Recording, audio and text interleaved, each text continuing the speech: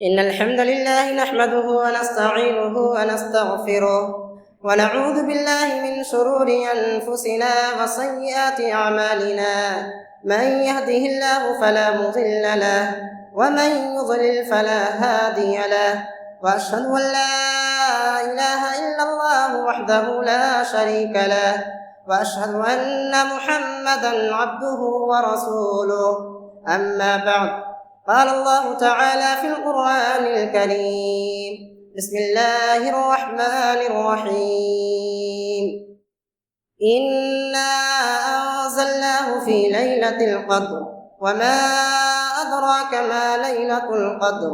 ليلة القدر خير من 1000 شهر، تنزل الملائكة والروح فيها بإذن ربهم من كل أمر، سلام هي حتى مطلع الفجر. وقال النبي صلى الله عليه وسلم: إذا قام ليلة القدر إيمانا واحتسابا فقد غفر له ما تقدم من ذنبه. وقال النبي صلى الله عليه وسلم في الحديث: فرض رسول الله صلى الله عليه وسلم زكاة الفطر طهرة للصائم من اللغو والرفث وطعمة للمساكين.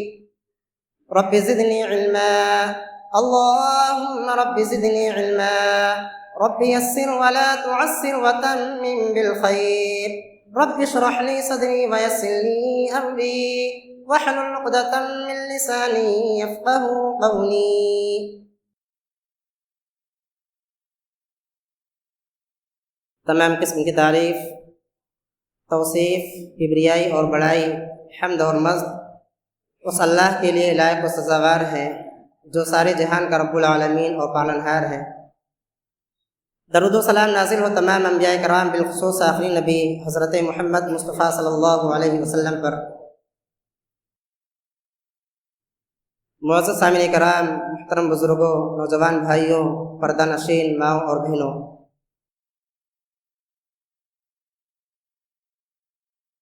خطبہ مسنونہ کے بعد قرآن کریم کی ایک سورہ، سورۃ القدر آپ کے سامنے پڑھی گئی، اور اسی طرح سے صدقہ فطر کے تعلق سے ایک حدیث آپ کے سامنے پڑھی گئی۔ انشاءاللہ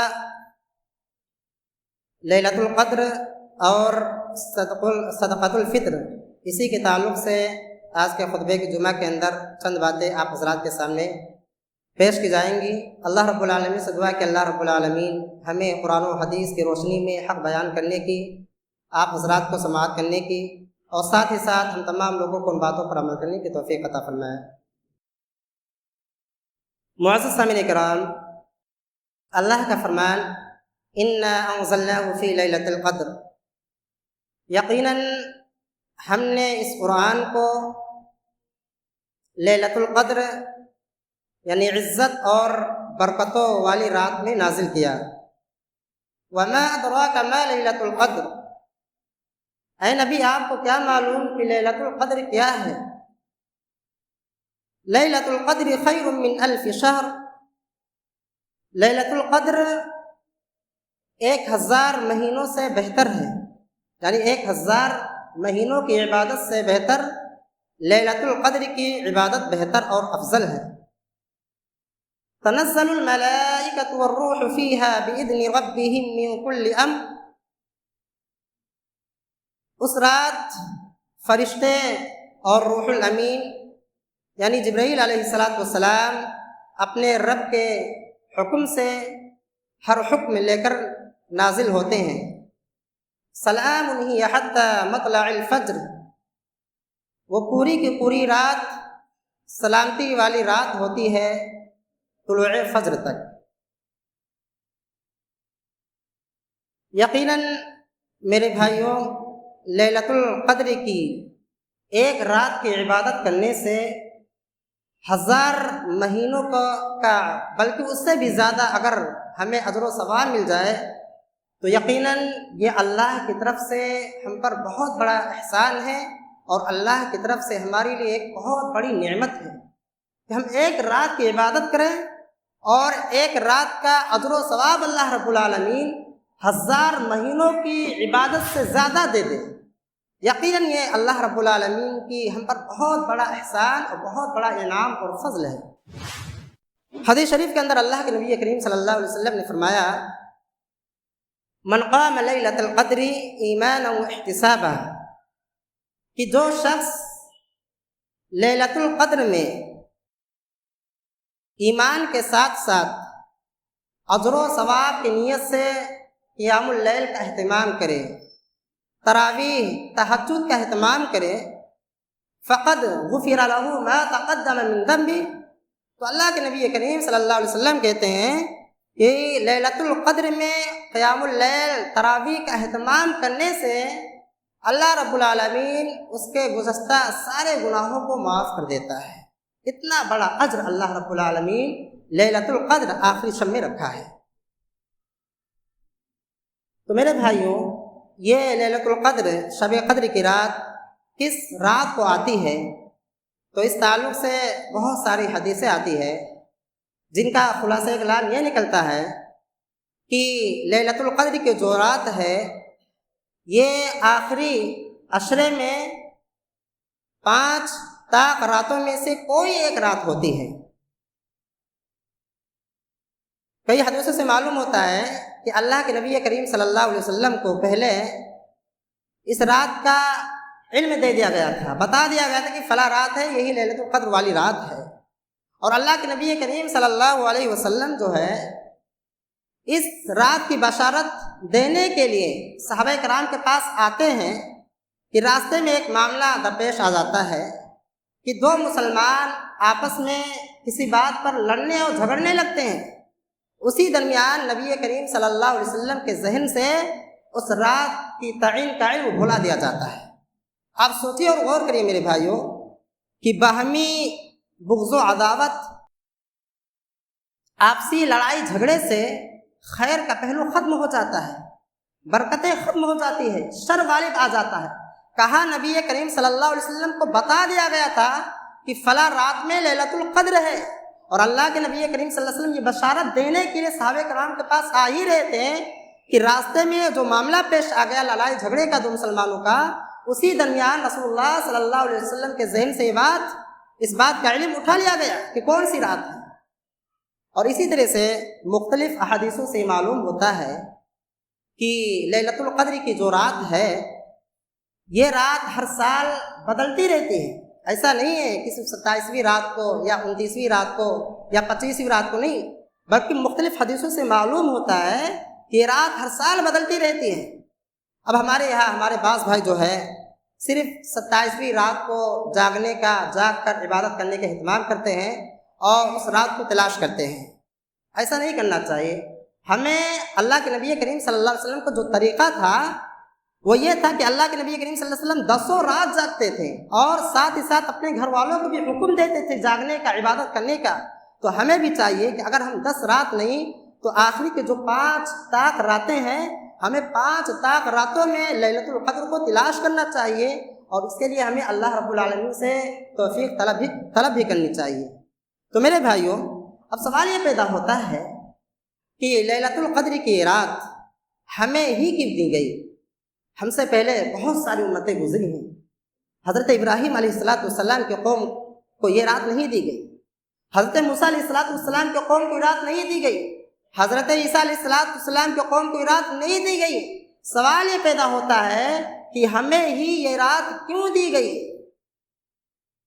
امت محمدیہ ہی کو یہ رات کیوں عطا کیا گیا؟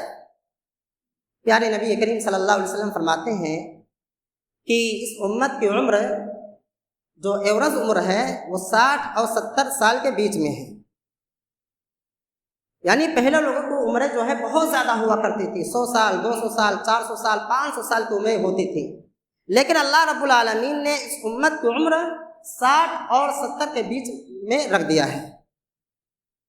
تو عمر تو کم ملی ہے، لیکن عبادتیں اللہ رب العالمین نے ہمیں اور آپ کو ایسی عطا کی ہیں کہ اگر ہم زندگی میں ایک بار حج کر لیں تو ہم گناہوں سے بالکل ایسے پاک و صاف ہو جائیں گے جیسے ماں پہلے دن اپنے بچے کو جنتی ہے اور گناہوں سے بالکل پاک و صاف ہوتا ہے۔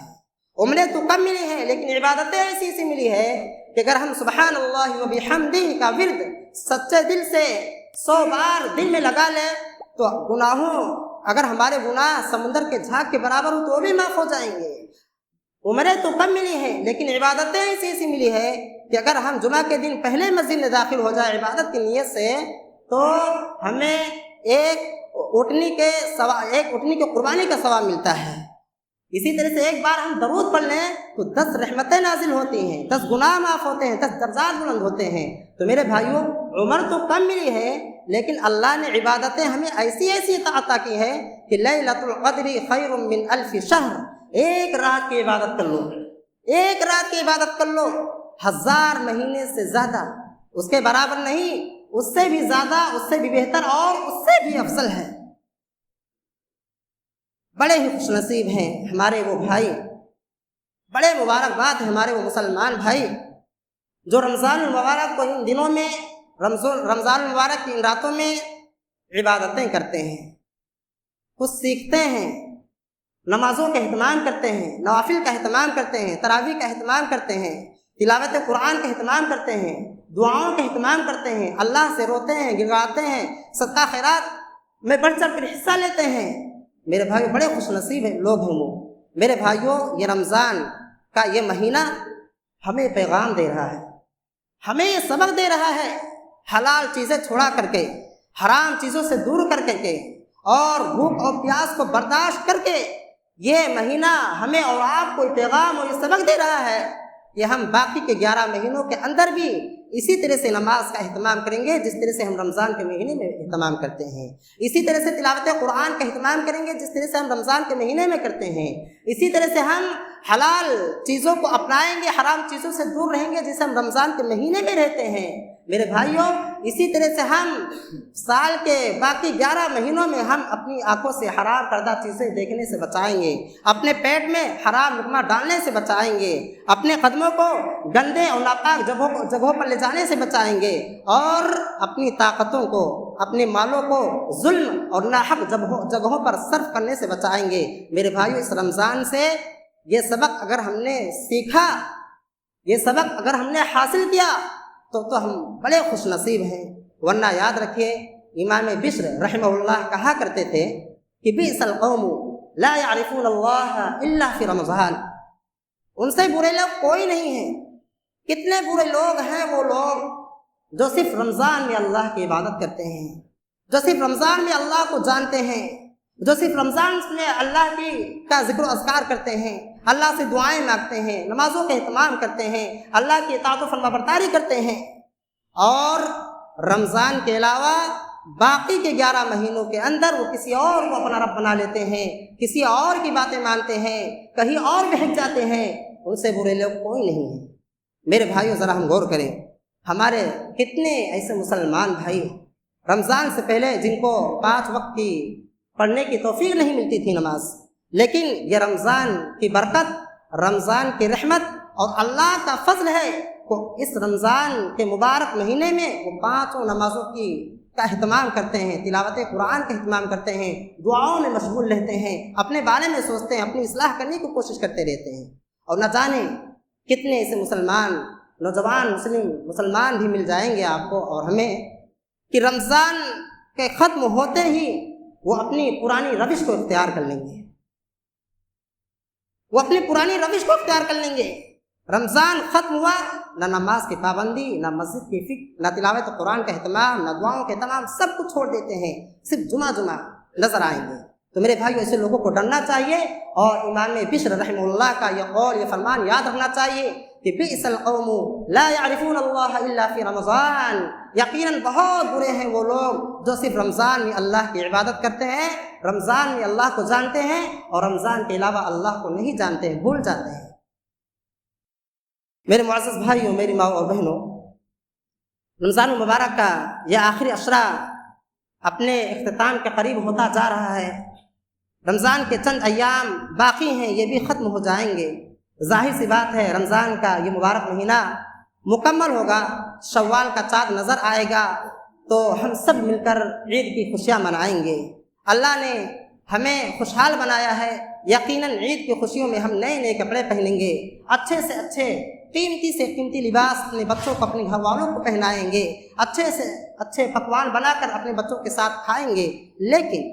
لیکن میرے بھائیوں، ہمارے معاشرے کے اندر، ہمارے محلے میں کچھ ایسے بھی لوگ ہیں جن کے پاس عید کے دن کپڑے پہننا بہت دور کی بات ہے، ان کے پاس کھانے کو خوراک نہیں، ان کے گھر کھانے کے لالے پڑے ہوئے ہیں۔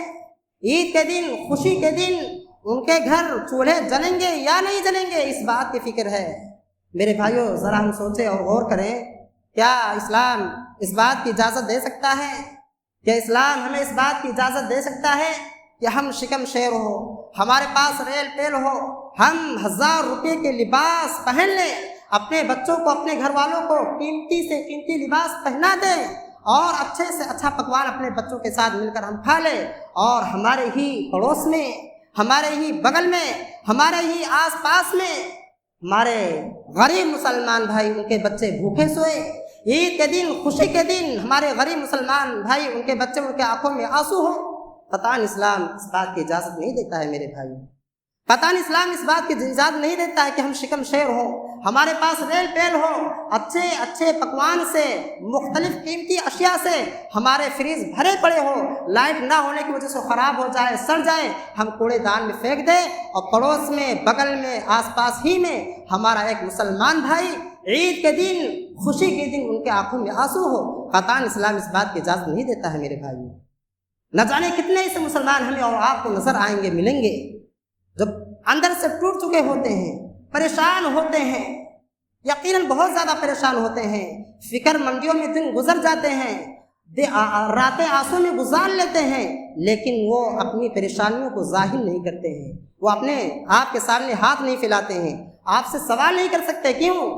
عزت اور غیرت انہیں اس بات کی اجازت نہیں دیتی، ان کو ہمت نہیں دیتی وہ آپ سے اپنی پریشانیوں کا اظہار کر سکے، آپ کے سامنے ہاتھ پھیلا سکے۔ میرے بھائیوں، اللہ نے ہمیں نوازا ہے تو یہ ہماری اور آپ کی ذمہ داری ہے کہ ہم اپنے آس پاس میں، اپنے بیچ میں رہنے والوں اور اپنے محلے میں ایسے لوگوں کو ہم تلاش کریں۔ ماحول تو آج ایسا بن گیا ہے کہ اگر کسی کے اندر ایک کمزوری نظر آ جائے تو لوگ اس کی عزت کو تاتار کر دیتے ہیں، اس ایک کمزوری کو لے کر، ایک غلطی کو لے کر۔ بتائیے آپ، ایسے فتنے کے ماحول میں اور ایسے حالات میں ایک غیرت مند پریشان حال مسلمان اپنے پریشانی کا اظہار کیسے کر سکتا ہے؟ جب لوگ انتظار کر رہے ہو، کمزوریوں کو ڈھونڈ رہے ہو اور ان کی عزتوں کو پامال کرنے کے انتظار میں ہو، تو ایک غیرت مند اور ایک پریشان حال مسلمان آپ سے کیسے سوال کر سکتا ہے؟ تو میرے بھائیوں، اللہ نے ہمیں نوازا ہے تو یہ ہماری اور آپ کی ذمہ داری ہے کہ ہم اپنے محلے میں، اپنے پڑوس میں ایسے لوگوں، ایسے مسلمان بھائیوں کو ہم تلاش کریں، جا کر ہم ان کو خفیہ مدد کر ان کا ساتھ دیں۔ اسی لیے اللہ کے نبی، اسی لیے عید کی خوشیوں میں ہمارے ساتھ ان غریب مسلمانوں کو شامل کرنے کے لیے نبی کریم صلی اللہ علیہ وسلم نے زکوٰۃ کے علاوہ الگ سے ایک صدقہ کو فرض کیا ہے، جسے ہم اور آپ سب صدقہ فطر کے نام سے جانتے ہیں۔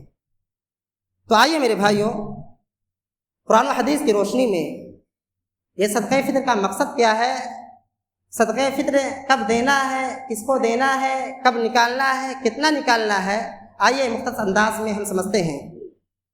حضرت ابن عباس رضی اللہ تعالیٰ عنہ کہتے ہیں کہ فرض رسول اللہ صلی اللہ علیہ وسلم زکاۃ الفطر طہرۃ للصائم من اللغو والرفث وطعمۃ للمساکین۔ ابن عباس رضی اللہ تعالیٰ عنہ کہتے ہیں کہ اللہ کے نبی کریم صلی اللہ علیہ وسلم نے زکوٰۃ الفطر کو فرض کر دیا ہے، قرار دیا ہے، صدقہ فطر کو فرض قرار دیا ہے۔ کیا مقصد ہے؟ دو مقصد ہے صدقہ فطر کا۔ پہلا مقصد، اللہ کے نبی کریم صلی اللہ علیہ وسلم کہتے ہیں طہرۃ للصائم من اللغو والرفث، روزے دار کو لغو چیزوں سے، بیہودہ چیزوں سے پاک کرنے کے لیے صدقہ فطر اللہ کے نبی کریم صلی اللہ علیہ وسلم نے فرض قرار دیا ہے۔ میرے بھائیوں، ہم میں سے کوئی بھی شخص اس بات کی گارنٹی نہیں دے سکتا ہے کہ اس نے رمضان المبارک کے 29 یا 30 روزے مکمل اسلامی شرائط کے مطابق رکھے ہوں۔ ہم میں سے کوئی بھی شخص اس بات کی گارنٹی نہیں دے سکتا ہے۔ کبھی تو زبان سے کچھ غلط نکالا ہوگا، کبھی تو کوئی شخص دل میں کھٹکا ہوگا، کبھی تو کسی پر ہم نے بھڑاس نکالا ہوگا، کبھی تو کسی کی برائی کی ہوگی۔ تو میرے بھائیوں، ہماری زبان سے یا ہمارے جسم سے جو غلط حرکات ہو گئے ہیں یا وہ کام جو روزے کی حالت میں نہیں کرنے چاہیے، نہیں ہونے چاہیے، وہ ہم سے سرزد ہو گئے، ان کمیوں کو، ان گندگیوں کو، ان گناہوں کو اس صدقہ فطر جو ہے صاف کر دے گا، ختم کر دے گا۔ تو یہ پہلا مقصد ہے صدقہ فطر کا، طہرۃ للصائم من اللغو والرفث، روزے داروں کو لغو چیزوں سے، بیہودہ چیزوں سے پاک کرنے کے لیے اللہ کے نبی کریم صلی اللہ علیہ وسلم نے زکوٰۃ الفطر کو، صدقہ فطر کو فرض قرار دیا۔ دوسرا مقصد کیا ہے؟ وطعمۃ للمساکین، غریبوں کو، مسکینوں کو کھانا مل جائے، وہ بھی بیچارے کھانا کھاتے ہیں، ان کو بھی کھانے کی ضرورت ہے، ان کو بھی بھوک لگتی ہے، تو یہ مقصد ہے صدقہ فطر کا۔ پہلا مقصد کیا ہے؟ روزے دار کو لغو چیزوں سے، بیہودہ چیزوں سے پاک کرنے کے لیے۔ دوسرا مقصد غریبوں کے عید کے دن، خوشی کے دن کھانے کا انتظام ہو جائے، ان کے یہاں چولہے جل جائے، یہ مقصد ہے صدقہ فطر کا۔ اچھا، اب آئیے دیکھا جائے کہ صدقہ فطر میں کیا دینا ہے۔ تو عبداللہ بن عمر رضی اللہ تعالیٰ عنہ کہتے ہیں کہ فرض رسول اللہ صلی اللہ علیہ وسلم زکوٰۃ الفطر صاعا من التمر او صاعا من الشعیر۔ اللہ کے رسول عبداللہ بن عمر رضی اللہ تعالیٰ عنہ کہتے ہیں کہ اللہ کے رسول صلی اللہ علیہ وسلم نے 1 سا جو اور 1 سا کھجور فرض قرار دیا ہے۔ کس پر؟ کن لوگوں پر؟ علی الحر والعبد، مسلمانوں میں سے جو آزاد ہیں ان پر، مسلمانوں میں سے جو غلام ہیں ان پر، والذکر والانثی، مسلمانوں میں سے جو مرد ہیں ان پر اور مسلمان عورتوں پر، والصغیر والکبیر من المسلمین، اور مسلمانوں کو چھوٹے اور بڑوں پر اللہ کے نبی کریم صلی اللہ علیہ وسلم نے صدقۃ الفطر کو فرض قرار دیا ہے۔ یعنی مسلمان کے ایک ایک فرد پر، چاہے وہ آزاد ہو، چاہے غلام ہو، چاہے وہ مرد ہو، چاہے عورت ہو، چاہے چھوٹا ہو، چاہے بڑا ہو، ہر ایک شخص پر اللہ کے نبی کریم صلی اللہ علیہ وسلم نے صدقہ فطر کو فرض قرار دیا ہے۔ اسی طرح سے ایک حدیث کے اندر ابو سعید خدری رضی اللہ تعالیٰ عنہ کہتے ہیں کہ ہم لوگ اللہ کے نبی کریم صلی اللہ علیہ وسلم کے زمانے میں صدقہ فطر نکالتے تھے 1 سا۔ کیا نکالتے تھے؟ 1 سا جو، 1 سا کھجور۔ کہتے ہیں کہ جو ہمارا کھانا ہوتا تھا وہ ہم نکالتے تھے، جو ہماری غذا ہوتی تھی، جو ہمارا کھانا ہوتا تھا وہی ہم صدقہ فطر نکالتے تھے۔ 1 سا جو بھی نکالتے تھے، 1 سا پنیر بھی نکالتے تھے، 1 سا کھجور بھی نکالتے تھے۔ تو میرے بھائیوں، ان تمام حدیثوں سے معلوم ہوتا ہے کہ صدقہ فطر میں ہمیں 1 سا اناج صدقہ فطر میں دینا ہے، 1 سا جو اناج ہمیں صدقہ فطر میں نکالنا ہے۔ یہ سا کیا ہوتا ہے؟ سا ایک پیمانہ ہے ناپنے کا۔ آج ہمارے یہاں مختلف اشیاء وزن کے اعتبار سے ملتی ہے۔ آپ ایک دکاندار کے پاس جائیے، چاول خریدیے تو وزن کے اعتبار سے آپ کو ملے گا، چینی خریدیے وزن کے اعتبار سے ملے گا، پانی آپ لیجئے تو پانی آپ کو پیمانے کے اعتبار سے ناپ کر آپ کو ملے گا۔ تو میرے بھائیو، سا ایک پیمانہ ہے ناپنے کا۔ عرب میں اس وقت جو ہے اناج وغیرہ تول کر نہیں بیچا جاتا تھا وزن کر کے، بلکہ وہ ناپ کر کے بیچا جاتا تھا۔ تو سا جو ہوتا تھا، 1 سا، دونوں مٹھیوں کو آپ بھر لیں، سوکھے ہوئے گیہوں سے یا سوکھے ہوئے جو سے، تو دونوں مٹھی کو بھر کر کے 4 مٹھی اناج جو ہے وہ 1 سا کے برابر ہوتا ہے۔ سا ایک پیمانہ ہے، دونوں مٹھی کو آپ بھر لیں سوکھے ہوئے گیہوں سے یا سوکھے ہوئے جو سے، دونوں مٹھی کو بھر کر کے 4 مٹھی اناج جو ہے وہ 1 سا کے برابر ہوتا ہے۔ تو اللہ کے نبی کریم صلی اللہ علیہ وسلم کے زمانے میں جو سا ہوتا تھا، جب اس سا کے اندر چاول کو رکھ کر تولا گیا، ناپا گیا، تو تقریباً چاول 3 کلو گرام کے قریب آیا۔ ابن باز رحمہ اللہ کہتے ہیں کہ جب اس سا کے اندر چاول کو رکھ کر تولا گیا تو چاول تقریباً 3 کلو گرام کے قریب آیا، لیکن جب اسی سا کے اندر گیہوں کو رکھ کر تولا گیا تو گیہوں چونکہ ہلکا چڑھتا ہے، اس لیے 2 کلو 40 گرام کے قریب آیا۔ اسی لیے آج بھی آپ دیکھیں عرب وغیرہ میں وہ لوگ جب چاول صدقہ فطر میں نکالتے ہیں تو 2.5 کلو نکالتے ہیں۔ آج ہمارے یہاں عام طور پر لوگ آٹا وغیرہ نکالتے ہیں تو آٹا ہلکا چڑھتا ہے، تو عام طور پر رواج یہی کہ 2.5 کلو۔ تو میرے بھائیوں، حدیث کے اندر وزن کا مقدار نہیں قرار دیا گیا ہے بلکہ ناپ کا پیمانہ قرار دیا گیا ہے۔ تو ہمیں اور آپ کو جو ہے صدقہ فطر میں 2.5 کلو اناج دینا چاہیے۔ اب ہمارے یہاں جو ہے کھانے میں ہم لوگ جو ہے اناج میں چاول کھاتے ہیں، آپ چاول نکالیے۔ ہمارے یہاں آٹا کھایا جاتا ہے، آپ آٹا نکال سکتے ہیں۔ ہمارے یہاں جو نہیں کھایا جاتا ہم جو نہیں نکالیں گے۔ ہمارے یہاں کھجور نہیں کھایا جاتا ہم کھجور نہیں نکالیں گے۔ تو جو ہماری خوراک ہے، جو ہمارا کھانا ہے، جو ہماری غذا ہے، وہ ہم نکالیں گے۔ ایسا نہیں کہ ہم کھجور کھاتے ہیں، یقیناً کھاتے ہیں، لیکن ہم کھجور کھاتے ہیں لیکن وہ غذا کے طور پر، کھانے کے طور پر نہیں کھاتے ہیں۔ اس دور میں لوگوں کو جو کھانا ہوتا تھا وہ کھجور ہی ہوتا تھا۔ کھجور کھا کر وہ پورا دن اپنے کام میں لگ جاتے تھے، کشمش کھاتے تھے، پورا دن کام پر لگ جاتے تھے۔ آج ہمارے یہاں کھجور تو کھایا جاتا ہے، کشمش کھایا جاتا ہے، لیکن بطور دوا کے طور پر کھایا جاتا ہے، غذا کے طور پر، کھانے کے طور پر نہیں کھایا جاتا ہے۔ تو میرے بھائیوں، ہماری جو غذا ہے، جو کھانا ہے، وہی ہم صدقہ فطر میں 2.5 کلو اناج نکالیں گے۔ میرے بھائیوں، اگر ہم ان حدیثوں پر غور کیے ہوں گے، یا آپ جائیے اور حدیثوں کا مطالعہ کریے، کتابوں کا مطالعہ کریے، تو ایک بات ہمیں اور آپ کو ضرور ملیں گی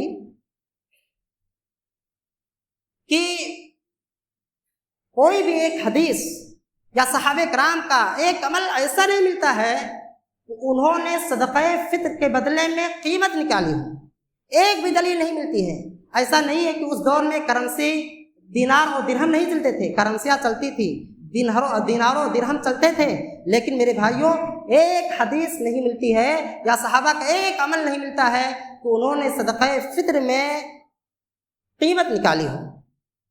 اب اگر یہی بات اپنے بھائیوں سے کہا جاتا ہے تو ہمارے بھائی بڑے اعتراض کرتے ہیں، واویلا مچاتے ہیں کہ بھائی دیکھیے آپ تو زبردستی کی بات کرتے ہیں۔ میرے بھائیوں، ہمیں سوچنا چاہیے۔ ہمارے وہ بھائی یہ کہتے ہیں کہ بھائی اگر آپ، ان کا جواب یہ ہوتا ہے بھائی اگر ہم صدقہ فطر میں اناج نکالتے ہیں تو اس اناج کو ایک غریب انسان لے جائے گا، ظاہر سی بات ہے اس کو سالن کی بھی ضرورت ہے، گوشت کی بھی ضرورت ہے، کپڑے کی بھی ضرورت ہے، میوے کی بھی ضرورت ہے، وہ اناج لے جائے گا، اس سے وہ کیا کرے گا؟ اس لیے ہم جو ہے صدقہ فطر میں اس کی قیمت نکال دیتے ہیں۔ یہ ہمارے بھائیوں کا جواب ہوتا ہے۔ میرے بھائیوں، میں آپ سے کہتا ہوں، اگر ان بھائیوں سے پوچھ لیا جائے کہ اس بات کی کیا گارنٹی ہے، اس غریب کو آپ قیمت دے، صدقہ فطر کے بدلے میں قیمت دے، روپیہ اور پیسہ دے، اور وہ غریب لے جا کر اس سے سالن ہی لائے گا، گوشت ہی لائے گا، میوہ ہی لائے گا، اس بات کی کیا گارنٹی ہے؟ اس پیسے سے وہ چپل بھی لا سکتا ہے، کپڑا بھی لا سکتا ہے۔ تو دیکھیے میرے بھائیوں، صدقہ فطر ایک عبادت ہے، صدقہ فطر ایک عبادت ہے، اور عبادت کے اندر منطق اور قیاس نہیں چلتا ہے، منمانی نہیں چلتی ہے۔ اب قربانی کو لے لیجئے، قربانی میں ہمیں جانور ہی ذبح کرنے کا حکم دیا گیا ہے، جانور ہی ذبح کرنا ہے قربانی کے اندر ہمیں۔ اب اگر ہمارے وہ بھائی آئیں، چاہے وہ جانور 10,000 کی ملے، 20,000 کی ملے، 30,000 کی ملے، قربانی میں ہمیں جانور ہی ذبح کرنا ہے۔ اب اگر ہمارے وہ بھائی آئے اور یہ کہنے لگے ارے بھائی کیا ضرورت ہے 10,000 20,000 30,000 بکرا خریدنے کی، آپ کاٹیں گے، غریبوں میں گوشت تقسیم کر دیں گے، ان کو تو اور دیگر چیزوں کی ضرورت ہے، آپ ایسا کریے کہ 10,000 روپیہ 20,000 روپیہ ایک غریب کو دے دیجئے، وہ اپنی ساری ضرورت کو پورا کر لے گا۔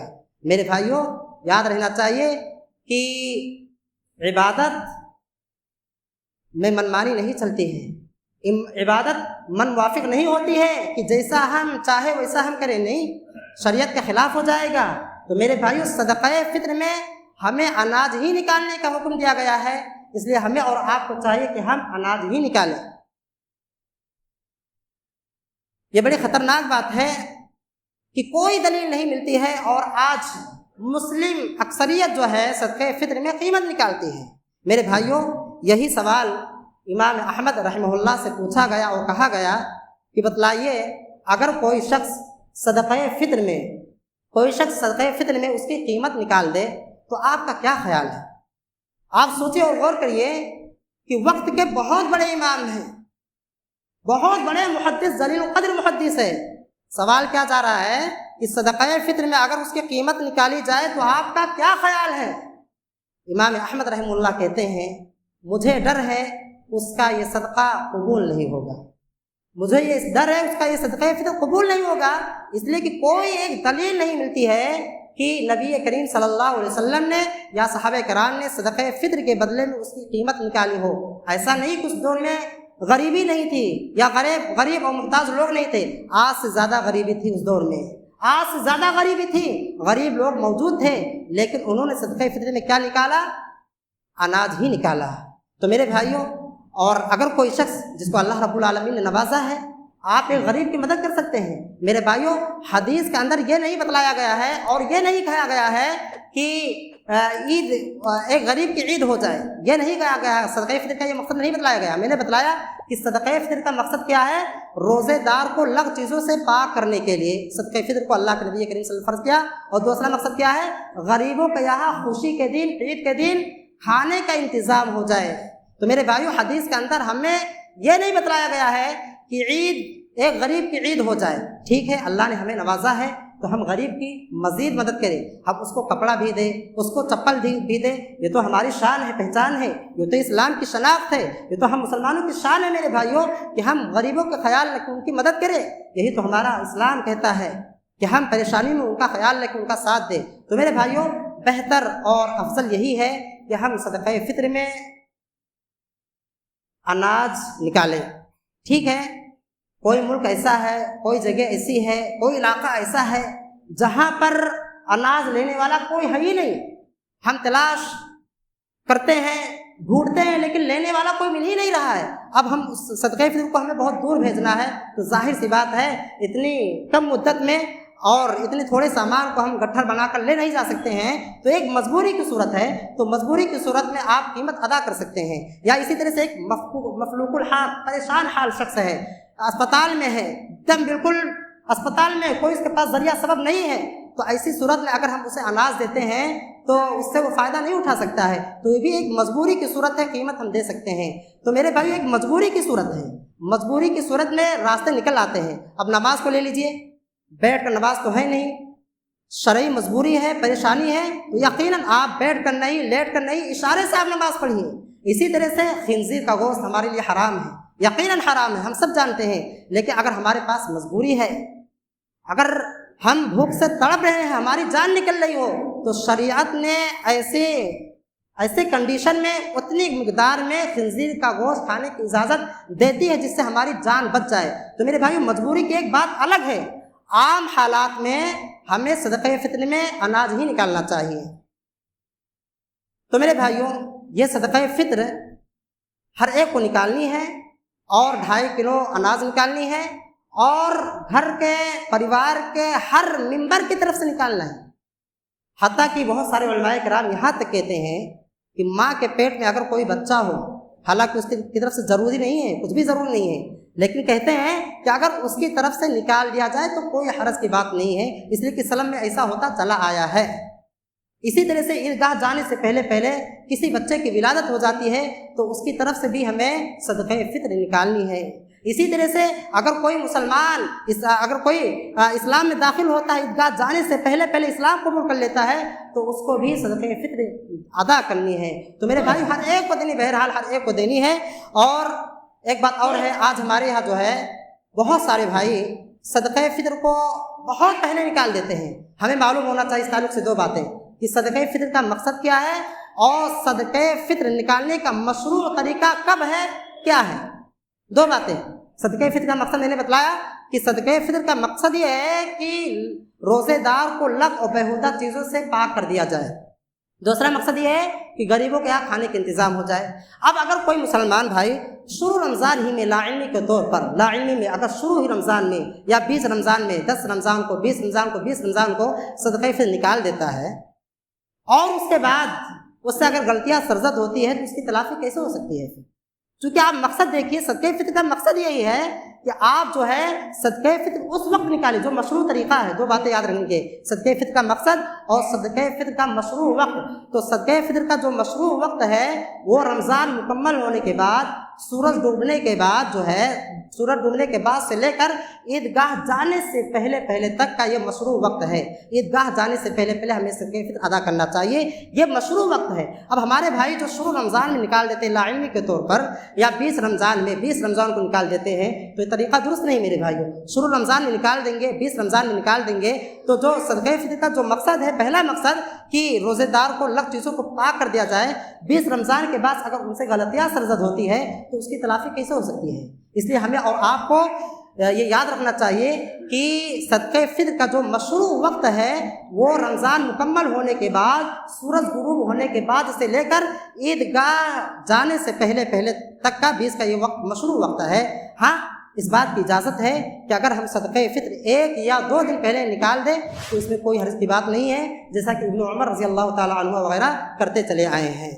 تو میرے بھائیوں، یہ اسی طرح سے ایک اور بات ہے، آج ہمارے یہاں سننے میں یہ بات آتی ہے اور دیکھنے میں یہ مشاہدہ ہے کہ بہت سارے بھائی جب وہ کھانے کا انتخاب کرتے ہیں خود کے لیے تو اچھے سے اچھا چاول کا انتخاب کرتے ہیں، اچھے سے اچھے آٹے کا انتخاب کرتے ہیں، لیکن جب دینے کی باری آتی ہے تو وہ گھٹیا قسم وہ صدقہ خیرات کرتے ہیں۔ میرے بھائیوں، جو اللہ کو ناراض کرنے والی باتیں ہیں، جس طرح سے آپ اپنے لیے محبوب چیز پسند کرتے ہیں، اچھے سے اچھے چاول کھانے کا انتخاب کرتے ہیں، اچھے سے اچھا آٹا کا انتخاب کرتے ہیں، اسی طرح سے غریبوں کو دینے میں بھی ہمیں اچھے سے اچھے کا انتخاب کرنا چاہیے۔ یہ اللہ کو ناراض کرنے والی بات ہے میرے بھائیوں، کہ ہم خود اپنے لیے اچھا پسند کریں اور جب دینے کی باری آئی تو گھٹیا قسم ہم اللہ کے راستے میں دیں۔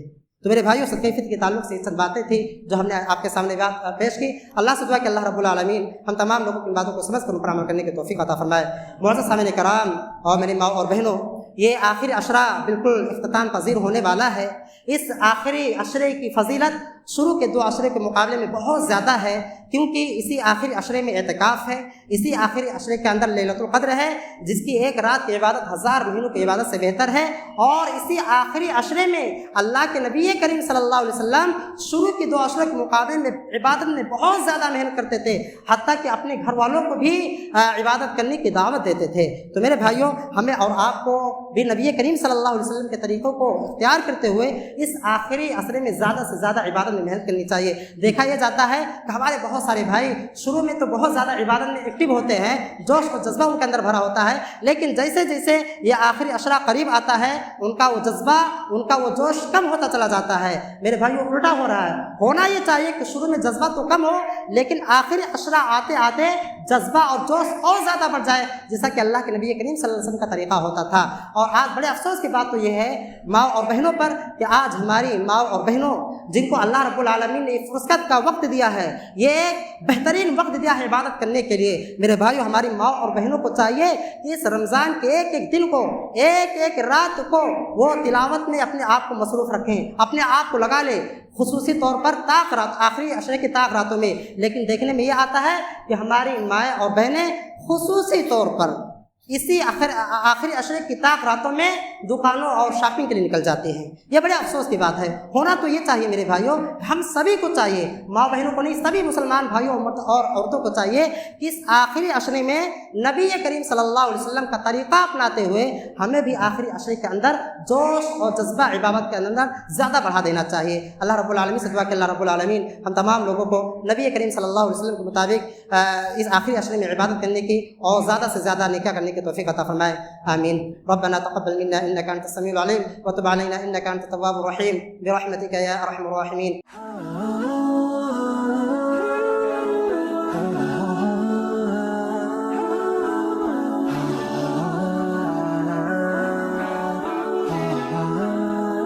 Mm-hmm.